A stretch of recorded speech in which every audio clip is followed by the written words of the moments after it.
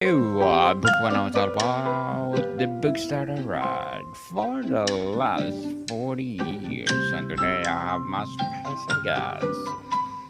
He's a trailblazing orthodontist with a flair for innovation and passion for excellence. And an author too. Congratulations, Dr. Jeremy, for your debut book called The Morphe Advantage. And welcome to Book 101 Review.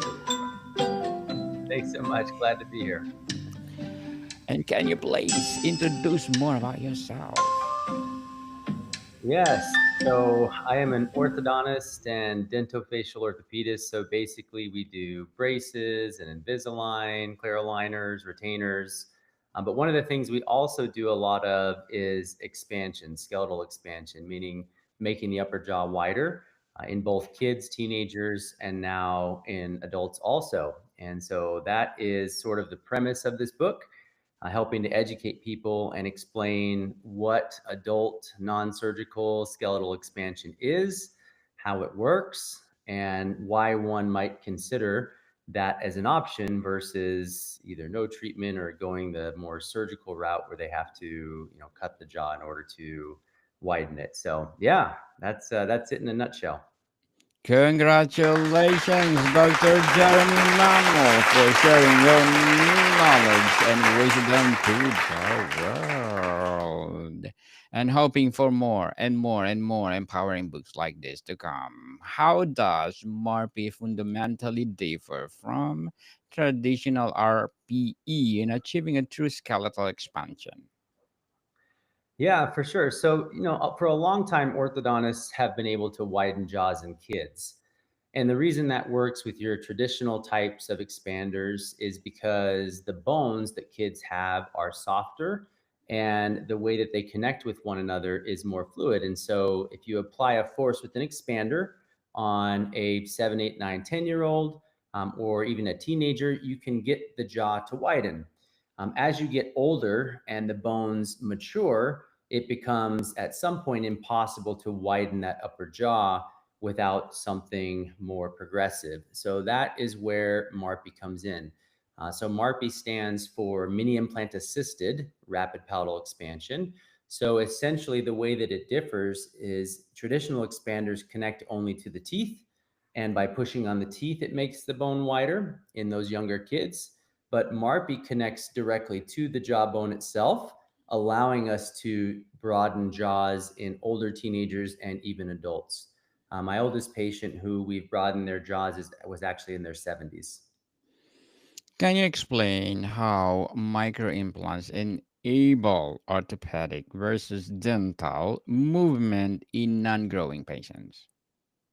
Absolutely. So if you were to put a regular expander on an adult's teeth and you were to turn it, the expander would turn, but what you would see is that the teeth themselves would be pushed outward. In fact, in some cases, adults have tried this and literally pushed their teeth right outside of the bone, causing obviously big problems with recession and bone loss and sometimes loss of teeth.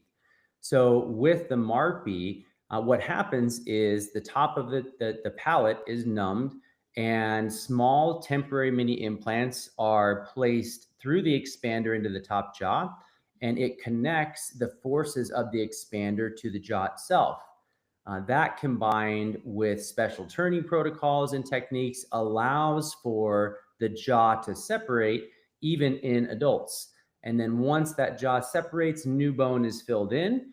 And the net result is that the upper jaw becomes wider and can then be better correlated with the lower jaw so that the teeth can fit together better. There's more room for them. Or if you want your smile to be more broad, it will allow the widening of the jaw to make your smile more broad. Or one of the big reasons people seek this out is to improve nasal breathing. And so when you expand the jaw, the nasal cavity, the floor of the nasal cavity, that bone is the same bone as the jawbone. So when you expand the jaw, you actually open up the volume of the nasal cavity itself, and it becomes easier to breathe through your nose following expansion. What's the direct psychological link between maxillary expansion and improved nasal breathing sleep?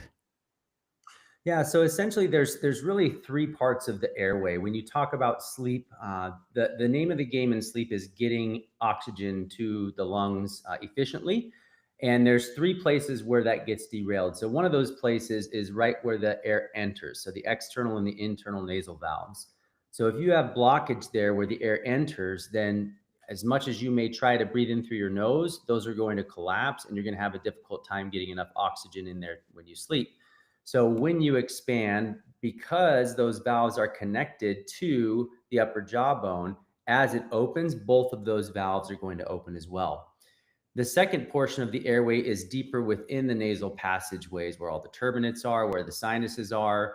And if there's inflammation in that area, or if anatomically maybe there's a deviated septum or something blocking the air, then that can cause difficulty with nasal breathing as well. So by expanding, that entire volume of the nasal passageway will widen also, and that opens up that portion of the nasal passageway. The last part of the airway is kind of in the back of the throat. And a lot of people who suffer from sleep apnea have blockages in that area where their tongue falls back and blocks off the air when they're sleeping. And they can have those episodes where they feel like they're choking or wake up choking. So, to help correct that, the goal is to get them to be able to breathe through their nose so their mouth is closed. As the mouth is closed, the tongue comes forward with the lower jaw. And also, as you widen the upper jaw, everything connected to it in the back of the throat, meaning those little pillars where the tonsils are, that all widens out as well. So, the net result is there's more room in the back part of the airway as well, and then facilitating that nasal breathing allows patients to be able to sleep with less risk of having apnea. Interesting, Dr. Jeremy. Interesting indeed. What expansion with can clinicians reliably achieve with MARP versus tooth-borne RPE? So essentially, you can achieve great bone movement with a tooth-borne RPE in any child, let's say 10 or under. It's very, very predictable. And so if you identify these things early, it's great because you can use a traditional expander where you don't have to be numb, you don't have to place the mini implants. But anybody 10 or older that has a large jaw size discrepancy where you need the bones to move a long way, those patients may require mini implants. And those mini implants anchor to the bone and allow you to have that anchorage needed for the bones to move, not the teeth to move. How does MARP address uh, chronic my chronic rhinitis or TMJD? Sure. Yeah. So two separate things that we can go through in more detail. So chronic rhinitis, basically where you're having chronic inflammation within the nasal airways. So inflammation is not normal. Allergies are not normal. Both of these things are common, but they're not normal. So if they're not normal, the question becomes, well, what can we do to help minimize the risk for those, or how can we reduce our personal risk to those things?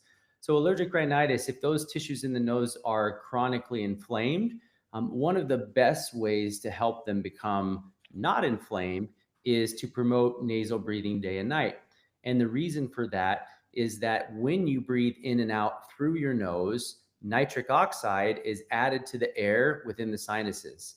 And nitric oxide is essentially Mother Nature's vasodilator, also antibacterial, antiviral. It's a great molecule that assists and helps the oxygenation process, but it also helps to reduce inflammation. Additionally, when you breathe in and out through your nose acts as a filter. And so it's going to capture those allergens within the mucus of the nose. And that's the normal process for that to happen. So, with both of those things happening normally, breathing in and out through your nose day and night, your risk for having that inflammation or rhinitis happen goes way down. And the more you nasal breathe, the inflammation reduces more and more, it becomes easier to nasal breathe. So the more you nasal breathe, the easier it gets to nasal breathe, and then you continue to see more and more benefits from those things.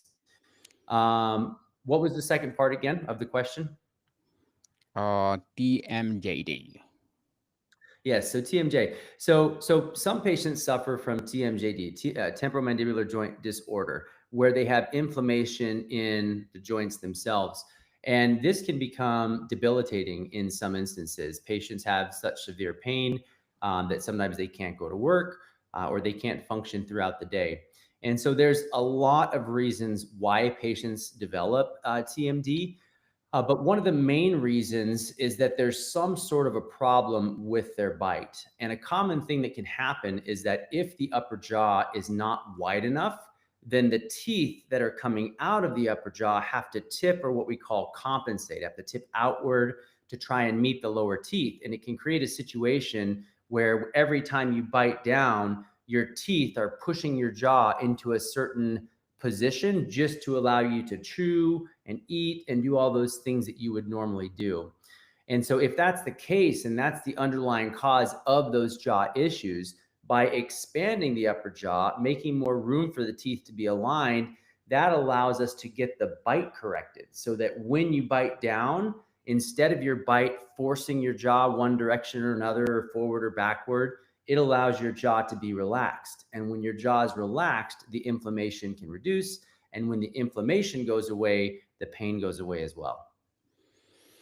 Very well said, Dr. Jeremy. Very well said. How do treatment planning and timing differ from skeletally mature patients? Yeah, so the treatment timing is a little bit different. In kids, when you expand, because they are growing, the bone is already turning over at a much faster rate. So typically for a child, they may have an expander on for 4 months total. They might turn it for the first month, and they may leave it on there for a few months afterwards. And a total of 4 months, it can typically come off. So it usually only takes about a month of turning and about 3 months of allowing that bone to fill in and solidify before the expander can come out. In adults or non-growing patients, because the bone is not remodeling as quickly, and because the skeleton is mature, it takes more time to expand, and we hold that expansion for longer to allow more time for the bone to fill in and complete that healing process. So as you expand, you don't want to expand too rapidly with an adult or non-growing patient, because the bone needs time to adapt. It needs time to adjust. It needs time to bend and remodel. And so you might turn an adult expander half to maybe even a third as fast as you would a child expander. So instead of turning for 1 month, you're likely turning for 2, 3, and sometimes even 4 months until you reach that final expansion. And then once you have that final expansion, in adults, we're going to wait 5 months to allow that new bone to fill in and heal completely, so that when you take that expander out, those changes are permanent and you're not going to lose that expansion that you worked so hard to get. Dr. Jeremy, what are the top three technical pitfalls and how do you avoid them? Yeah, so with expansion, especially in MARPI adult non-surgical expansion, there's a lot of things that your practitioner needs to be aware of in order to make sure that you have the most successful result, but also to make sure that you are avoiding any unnecessary complications or pitfalls along the way. And so one of the things that can happen is you can have inflammation around your expander. That can happen for a number of reasons. The most common reasons are either hygiene, not taking great care of it as far as the brushing and cleaning underneath the expander, or also the expander design itself. If the expander is not designed properly, it can put too much pressure on the palatal tissues, the soft tissues of the gums on the inside of the mouth, and that can cause them to swell or become painful. Another thing to be careful with, again, is that rate of speed at which someone expands. So you're going to want to follow your doctor's instructions very carefully there. Some patients get a little excited and they want to turn their expander faster because they think they can get done faster. But again, turning your expander too fast can cause the bones, instead of bending, it can cause them to fracture. And then that makes the expansion unpredictable and oftentimes can even make it asymmetrical. where one side of the jaw is expanding and the other isn't. The design of the expander is also important in making sure that the expansion that you have is symmetrical and making sure that one side's not expanding more than the other, or that one side's not moving down further than the other. And so those are the major things that we want to avoid when we are designing and actually undergoing the process of maxillary expansion. Dr. Jeremy, as an orthodontist and an author, what are your short-term and long-term goals? Sure. One of the things I'm passionate about is getting the word out about this procedure. There are a lot of patients out there who already know about this. There's networks of communities who have learned about this procedure and seek out providers who know about it. But by and large, this is still a procedure that even many doctors don't know much about at all. So one of the things that I did was I created an online course for other doctors to be able to learn about this procedure, to get quality information that's consistent with the current research and literature that's out there on this procedure. So one of my goals is to continue to educate, continue to bring quality information to doctors to help them to be up to speed and to know how to offer these procedures. These procedures are something that 10 years ago, like nobody was doing, no one was talking about, and it just wasn't available to patients. So if they had a small upper jaw, their only real option was jaw surgery, which is much more expensive, much more invasive, and doesn't carry the same types of airway benefits that MARPE expansion does. My other goal is to educate the population at large, which is in large part what we're doing today.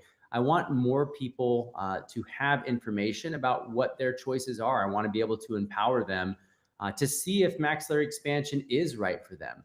It's likely an option today that if you go into your average orthodontic office, they're probably not going to talk to you about this.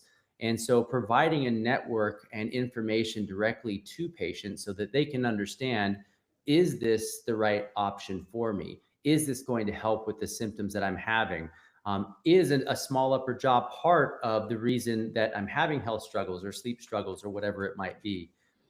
That I want to make sure that patients can understand and start to know, is this something that it's worth looking into for them? Or is it maybe something else that's causing the issues? So getting quality information directly to patients around the world is also one of my goals. One of the things that I do is kind of online opinion consultation. So patients who are wondering, like, is this right for me? Will this work? Do I have a jaw size discrepancy? Here's my symptoms. Does it seem like this would be something that helps? They can actually go onto my website and they can submit their information, their images, their photos, their x-rays, and we can go through those things together and actually look at those records together. And I can give them an opinion on what I feel like may be contributing to the symptoms that they're having, and if they would or would not be a good candidate for something like non-surgical skeletal expansion. And then if they are, I can help them to find a provider, hopefully in their area, that would be able to provide that treatment for them. Good luck to your goals, Dr. Jeremy, and looking forward for more success and more books to come. As an orthodontics and as an author, what is your piece of advice for those who want to be like you? I don't know how many people out there want to be like me, but Millions I for sure. I have a lot of one of the things that I think was born with was I always have to stay busy. But what I would say is that, look, you can be busy doing whatever you want. So if you're going to be busy doing those things that you are passionate about, that you care about, those things that bring you energy. As a practicing orthodontist, I don't need to go out and write books. I don't need to create courses. I don't need to lecture to other orthodontists. I don't need to create YouTube videos to help educate the public. Like, none of those things I need to do. I could just go to work and do braces and Invisalign, and that's it, and go home and live life. But these are things that bring me joy. These are things that help me to feel like I'm making a positive difference and an impact in the world. And the thought of being able to potentially help even one person out there who may be struggling, looking for a certain information or a solution, the thought of that really fires me up. It gets me excited. So, find that thing in your life that gets you excited. What do you find yourself thinking about when you don't have to think about anything else? And if you can turn that into your passion, and you can turn that into fold that into your career in some way, well, then you can kind of have the best of both worlds. You can be successful from your career standpoint, but you can also be successful from a fulfillment standpoint and be able to do the things you love every single day. Dr. Jeremy, thank you so much for your legacy to the world. Hoping you will continue it and producing more inspiring books. And if you could instill one essential MARPI insight in every clinician, what would it be? Oh, hands down, look at the bones. Even today in 2025, the vast majority of orthodontists still don't even have 3D images. So essentially, they're looking primarily at the teeth, and they get a 2D glimpse at the bones underneath. As an orthodontist, as a dental facial orthopedist, especially, get 3D imaging and look at the bones on every patient. I understand, like, when we weren't able to change the bones very much in adults, I get it. Like, maybe it didn't make a lot of sense to look at them. But now that we have the ability to move the bones in the way that we do, start looking, start identifying these discrepancies, start putting the pieces together, get educated, and you will be able to provide for your patients a higher level of care that you once probably never thought was possible. Yes, indeed. And before we wrap up our discussion today, Dr. Jeremy, I'm inviting you to please do listen to my other podcast, people, my other podcast, because my abstract essay is already in fifth season, abstract poetry in second season, and of course, my book 101 review in fifth season too, comedy 101 in second season, and my food 101 in its fifth season as well, geography 101 in its fourth season, and my baby podcast Law 101 and Mental Health 101.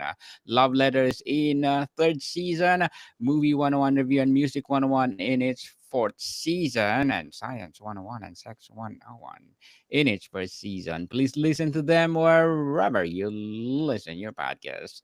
Dr. Jeremy, how does MARPI compare to a traditional expanders in a patient tolerance? Yes. So with MARPI expansion, there is more that has to be tolerated because there's more connections to the bone. So I always encourage parents, any of my parents who undergo expansion for themselves, I always encourage them to get their kids in at the latest when they're 7 years old. Because at 7 years old, you can easily identify if a discrepancy is there, and you can correct it with a traditional expander, which in a 7-year-old is essentially painless. It goes on, you do the turns. There's very little discomfort and or adjustments to that age group there.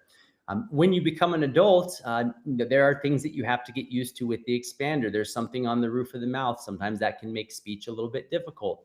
And so you have to be able to practice to overcome that.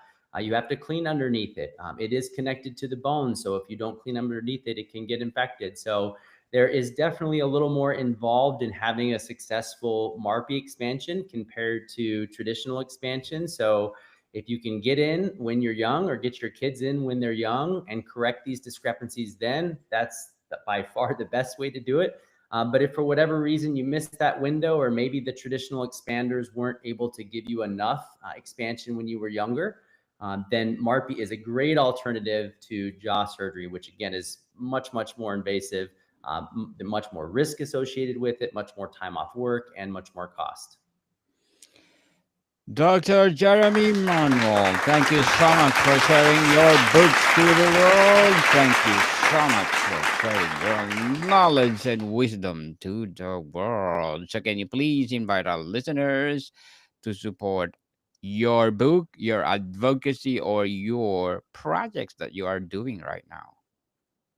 Absolutely. So if you want to check out the book, you can check it out on Amazon. Just search the MARPI Advantage. If you want to continue to get quality information, research based information on all topics of orthodontist, you can head over to YouTube and search Vegas Ortho Doc, DOC.